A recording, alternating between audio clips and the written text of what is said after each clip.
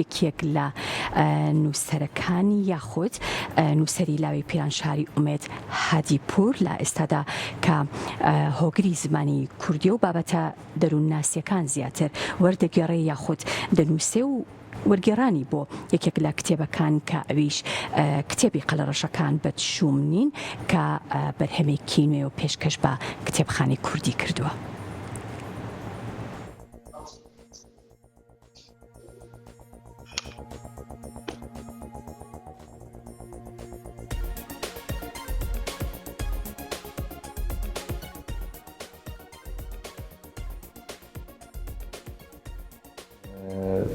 قۆناغی سەرەتایی لەمێژە زۆر حەزم لە زمانی کوردیە و زۆربەی کتێبانی کە دەشان خوێنمەوە کتێبی کوردینە.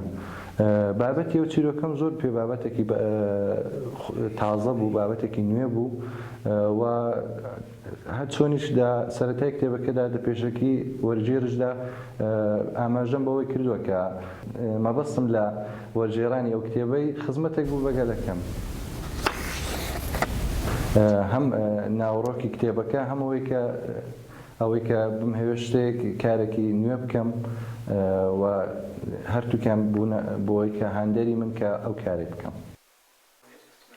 ئەگە بڵین ماوەیەک بۆ وەرگێڕانەکەی 3 مانگی خایاند و کاری مجەویز و چاپکردنەکەشی نووسەرەکە عەلی خاکزادی کە خەڵکی مەشهەدەیە ئەو کاروبارەکانی بۆ کردم لە چاپخانەی لە تاران بەنێوی ئاساری سەبز لەوێ بۆی چاپکردم. هەروەها مانگونی و لەوەی پێشتریش ئەو کتێبەی بۆ خۆی لە غورفەی خۆیدا لە پێشانگای نێودەوڵەتی کتێبی تاراندا پێشکەش کرد. کتێبەکە باسی کەسایەتیەک دەکات کە ڕۆژێک هەڵدەستێت لە خەوێ کاتژمێر ڕێک کاتژمێر 6 بەیانی، بەڵام بە پێچەوانەوە دەبینێت کە چیتر هەر شەوە ڕۆژدا نایە. ئیدی ئەو مشکلاتە و ئەو گرفتانی کە دێنە پێشێ دا ئەنجامی وەیکێ لە چیدی ڕۆژدانە باز لەوەی دەکات. پێم بابەتێکی نوێ بوو ئەو بابەتی ئەو چیرۆکە. من خۆم تا ئێستا بیرم لەم بابەتە نەکردبەوە کە زەویش دەتوانێت لە سوڕام بکەوێت، دەتوانێت چیتر خۆی دەرنەخات تا هەتایە بتۆرێ و هەتر.